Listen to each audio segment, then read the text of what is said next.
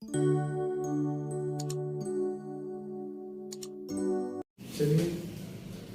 आज की हमारी जो क्लास है वो भारतीय संविधान के 22 भागों पर होगी। मैंने आपको कल ही सूचित कर दी गई थी क्लास कि आपकी जो कल की क्लास है वो संविधान के 22 भागों पर होगी, क्योंकि जो हमारे संविधान के 22 भाग है ये अति महत्वपूर्ण है। इसका कारण क्या है कि जो भाग है उनमें किसी न किसी चीज का उल्लेख किया गया है और भाग से ही हमारे संविधान की आगे की जो कड़ी जुड़ती है वो एक लास्ट तक चलती है। इसीलिए आज की क्लास में जो हम देखेंगे वो संविधान के जो 22 भाग है वो कैसे कैसे हैं और कैसे कैसे उनका उल्लेख किया गया है, यही से सब चीजें हमें जाननी है। और चलिए हम आज की अपनी क्लास स्टार्ट करते हैं। देखते हैं भारतीय संविधान में एक क्वेश्चन आता है, भारतीय संविधान में कुल कितने भाग हैं? तो आप याद रखेंगे, आपको कंफ्यूज करेगा एग्जाम में 20 भाग, 22 भाग, 15 भाग, 18 भाग। तो वर्तमान में जो है हमारे संविधान में 22 भाग है। और आप एक चीज का थोड़ा ध्यान रखिएगा, जो हमारी भाग में हमने 2 क्लास रखी है, 2 लेक्चर रखे हैं, लेक्चर 1 और लेक्चर 2। तो ये हमारे भाग पर लेक्चर 1 है या क्लास 1 कह लीजिएगा। तो आज ही आपको भाग 1 और 2 दोनों प्रोवाइड कराए जाएंगे। चलिए आप देखते हैं हम लोग हमारे संविधान का जो भाग 1 है, भाग 1 क्वेश्चन आता है, भाग 1 में क्या है? तो आप याद रखेंगे संघ और उसके राज्य क्षेत्र। संघ मतलब पूरा भारत और जहां से जहां तक भी राज्यों की कड़ी जुड़ी है उनका उल्लेख किया गया है। और वर्तमान में जो हमारे याद रखना 28 राज्य हैं और 9 केंद्र शासित प्रदेश है, तो इन सब का उल्लेख इसमें किया गया है। दूसरा जो भाग है हमारा वो उसमें जो है नागरिकता का उल्लेख किया गया है, मतलब कौन व्यक्ति भारत का नागरिक होगा, किसे भारत की नागरिकता दी जाएगी, किसे नहीं दी जाएगी, कैसे कैसे भारत की नागरिकता दी जाएगी, ये सब चीजों का उल्लेख इसमें किया गया है। भाग 3 में क्या है? मौलिक अधिकार, फंडामेंटल राइट, इंग्लिश में नहीं कहते फंडामेंटल राइट, क्योंकि ये हमारे जन्म सिद्ध अधिकार है। तो इनका जो उल्लेख है वो भाग 3 में किया गया है। इन्हें कोई भी व्यक्ति, कोई भी संस्था, कोई भी सरकार भाग 3 के जो मौलिक अधिकार है कोई भी इन्हें छीन नहीं सकती। अगर कोई भी हमारे मौलिक अधिकारों का हनन करता है तो हम जाके माननीय सर्वोच्च न्यायालय या उच्च न्यायालय में जाकर इन्हें आर्टिकल 32 के तहत लागू करा सकते हैं। भाग 4 में राज्य सरकार को जो है नीति निर्देशक तत्व दिए गए हैं ताकि राज्य सरकार वेलफेयर के काम में बेहतर काम कर सके। इसी तरीके से भाग 4 काम है मौलिक कर्तव्य और भाग 5 में संघ, 6 में है राज्य। दूसरी चीज थोड़ा सा मैं इधर से आपको बतला दूं, भाग 1 में संघ और उसका राज्य क्षेत्र है, इनका उल्लेख आर्टिकल 1 से 4 तक किया गया है। ये नेक्स्ट क्लास में हम आपको बताएंगे कैसे कैसे क्या रहेगा। भाग 2 में नागरिकता का उल्लेख है। अगर आर्टिकल आपसे पूछे एग्जाम में नागरिकता कहां से कहां तक दी गई है तो भाग 5 से 11 तक है। इसी प्रकार भाग 3 में मौलिक अधिकार है, आर्टिकल 12 से 35 तक इनका उल्लेख किया गया है। इसी तरीके से भाग 4 राज्य के नीति निर्देशक तत्व है, यह राज्य सरकार को प्रोवाइड करे गए हैं, आर्टिकल 36 से 51 तक है। नेक्स्ट इनके बाद आगे की क्लास जो होगी हम आर्टिकल किसमें क्या का उल्लेख किया गया है वो आपको समय समय पर बताएंगे। भाग 4 में काम है मौलिक कर्तव्य, आर्टिकल 51 काम है। भाग 6 में राज्य, भाग 5 में संघ, आर्टिकल 52 से 151 तक है। भाग 6 में राज्य, राज्यों में क्या होगा क्या नहीं होगा ये सब चीजों का उल्लेख आर्टिकल 152 से 237 तक किया गया है। भाग 7 में पहले अनुसूची के भाग ख, आप याद रखना भाग ख, बाकी कोई और के राज्यों का उल्लेख आर्टिकल 238 में किया गया है।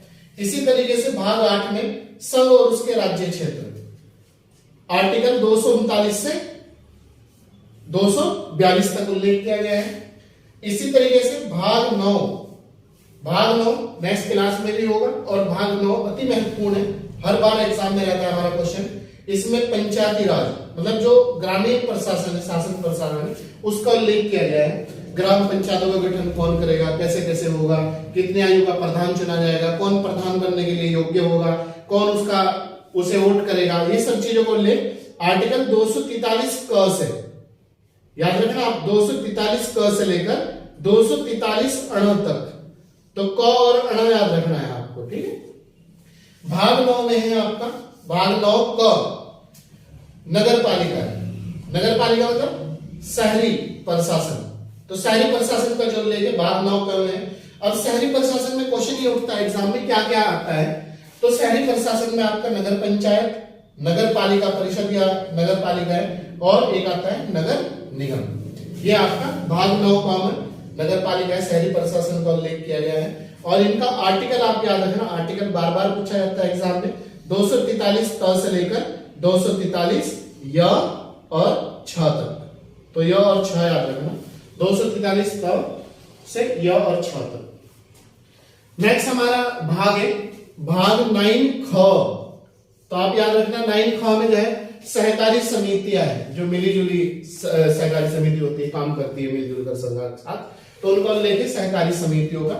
और अगर इनका आर्टिकल कई बार एग्जाम में आ गया 243 य ज से लेकर य न तक, तो आप याद रखना 243 य ज से लेकर 243 य न तक। तो थोड़ा हो सके मुश्किल लगे आज की क्लास आपको, लेकिन आप बिल्कुल भी टेंशन ना लें किसी भी चीज के लिए, बिल्कुल फ्रीडम के साथ पढ़ें। बस एक बार लिख के और बोल के और पढ़ के चैनल के माध्यम से आप याद रख सकते हैं, कोई दिक्कत वाली बात नहीं। भाग 10 में है आपका SC ST क्षेत्रों का उल्लेख, तो याद रखना भाग 10 में जो है हमारे जो अनुसूचित जाति और अनुसूचित जनजाति जो क्षेत्र उनका उल्लेख है, और 243 क में इस चीज का उल्लेख किया गया है। याद रखना भाग 10 में SC ST क्षेत्र का उल्लेख है और आर्टिकल 243 का उल्लेख किया गया है। इसी तरीके से भाग 11 में है संघ और उसका राज्य संबंध, संघ मतलब सेंटर और स्टेट का संबंध जो है वो किस तरीके से रहेगा, को किस तरह से बेहतर बना सकते हैं हम लोग, तो आर्टिकल 200 आप याद रखना, आर्टिकल 245 से लेकर 263 तक संघ और राज्य का संबंध दर्शाया गया है। ये आगे चल के हम आपको अलग अलग बताएंगे कि किस तरह क्या रहेगा। भाग 12 में है हमारा वित्त संपत्ति वगैरह का जो उल्लेख है, भाग 12 में है फाइनेंशियल जो मामले हैं, वो 264 से लेकर आर्टिकल 300 का तक है। आप याद रखना 264 से लेकर 300 का तक उल्लेख किया गया है। इसी तरीके से भाग 13 है हमारा, भाग 13 में क्या है, भारत में कहीं भी व्यापार करने, वाणिज्य का अधिकार करने का अधिकार, तो भारत में कहीं भी आप व्यापार कर सकते हो, उसका हमें अधिकार दिया गया है। आर्टिकल 301 से लेकर 307 तक इसमें उल्लेख किया गया है। आर्टिकल 14 संघ और राज्यों के अधीन सेवाएं, संघ और राज्यों के अधीन सेवाओं का मतलब है कि जैसे आपका IAS है वो सेंट्रल गवर्नमेंट के अधीन रहती है, PCS है राज्य के अधीन रहती है, तो इन चीजों का उल्लेख भाग 14 में किया गया है और आर्टिकल 308 से 323 तक उल्लेख किया गया है। 14 क, भाग 14 क में अधिकरण, आर्टिकल 243 क से लेकर 200, आर्टिकल 323 से लेकर 323 ख तक, क आप याद रखना क और ख तक। भाग 15 में निर्वाचन, चुनाव का समय वर्तमान में भी चल रहा है, तो आप थोड़ा सा ध्यान रखिएगा इस चीज को, अगर चुनाव लड़ने का कोई इरादा हो तो आप थोड़ा सा भाग 15 को याद रखना, भाग 15 की स्टडी जरूर करना आपके। तो आर्टिकल याद रखना 324 से लेकर 329 तक, इसमें मतलब चुनाव वगैरह के बारे में उल्लेख किया गया है कि चुनाव कैसे होगा, कौन कराएगा, कौन बॉडी कराएगी, कौन चुनाव में भाग लेगा, सदस्यता कैसे होगी, कैसे रद्द करी जाएगी। तो भाग 15 में पूरे का पूरा निर्वाचन से संबंधित है, चुनाव से संबंधित है। और भाग 16 जो है हमारे कुछ वर्गों के लिए, तो आप याद रखना कुछ वर्गों के लिए विशेष उपबंध किया गया है। कुछ वर्ग वो कौन से होंगे, क्वेश्चन एग्जाम में ये भी उठता है हमारा, देखिए कुछ वर्ग जैसे SC ST OBC, तो इनके लिए आप देखते हो आरक्षण वगैरह की व्यवस्था की गई है, सरकारी पदों में भी और इन्हें वैसे संस्थाओं में भी आरक्षण वगैरह दिया गया है, स्कॉलरशिप वगैरह के माध्यम से आगे बढ़ाने का काम किया गया है। तो आप याद रखना 330 से 342 तक। भाग 17 मोस्ट वेरी इंपोर्टेंट है आप लोगों के लिए भी, जो बच्चा किसी भी एग्जाम की तैयारी करे जाए, राजभाषा, और वो राजभाषा कौन सी होगी, भाग 17 में जो है वो राजभाषा हमारी हिंदी होगी। तो हिंदी का जो उल्लेख है 343 से लेकर 351 तक कौन सी हमारी राजभाषा होगी, हिंदी को क्या माना गया है, कैसे हिंदी को बढ़ाने की बात करी गई है, मातृभाषा, ये सब चीजें ना भाग 17 आगे चल के मैं आपको पढ़ाऊंगा। भाग 18 में आपात उपबंध, आपात मतलब आर्टिकल जो 352 ये आपका पूरे देश में राष्ट्रपति शासन होता है, 356 राज्यों में राष्ट्रपति शासन होता है और 360 वित्तीय आपात होता है। तो इसका अब तक हमारे देश में प्रयोग नहीं किया गया, इन दोनों का प्रयोग, इसका 3 बार प्रयोग हुआ और इसका तो समय समय पर बार बार प्रयोग होता रहता है। पहली बार इसका 356 का पंजाब में प्रयोग हुआ था और सबसे अधिक जम्मू कश्मीर में प्रयोग हुआ। इन्हें आगे चल के मैं एक पूरे विस्तार के साथ आपको समझाऊंगा। भाग 19 में परकीय 361 से 367 तक। भाग 20 में है आपका, भाग 20 भी मोस्ट वेरी वेरी इंपॉर्टेंट है, संविधान में संशोधन। संविधान में संशोधन आप याद रखना भाग 20 है और आर्टिकल 368 के तहत 3 प्रकार से होता है। ये मैं नेक्स्ट क्लास में आपको क्लास नंबर 2 में जो भाग पर ही हमारी क्लास नंबर 2 होगी उसमें बताऊंगा कि कौन कौन से संशोधन किस प्रकार होते हैं। तो 3 प्रकार से संविधान में संशोधन होता है आर्टिकल 368 के तहत।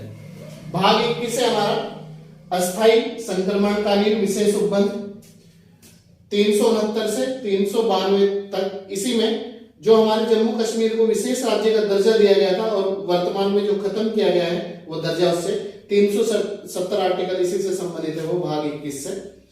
और भाग 22 जो है हमारा संक्षिप्त नाम प्रारंभ में हिंदी प्रकाशित 393 से 395 तक उल्लेख किया गया है। तो ये इस प्रकार से हमारी आज की जो क्लास भाग पे थी वो लेक्चर नंबर 1। तो इसका सेकंड जो पार्ट है वो आज ही आपको प्रोवाइड कराया जाएगा।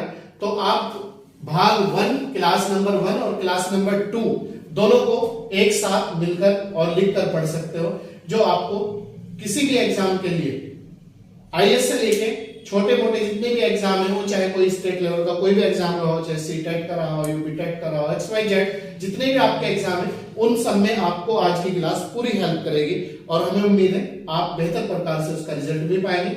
और जुड़े रहिए हमारे साथ क्लास नंबर 2 के लिए भी जो भाग पर होने जा रही है। Thank you.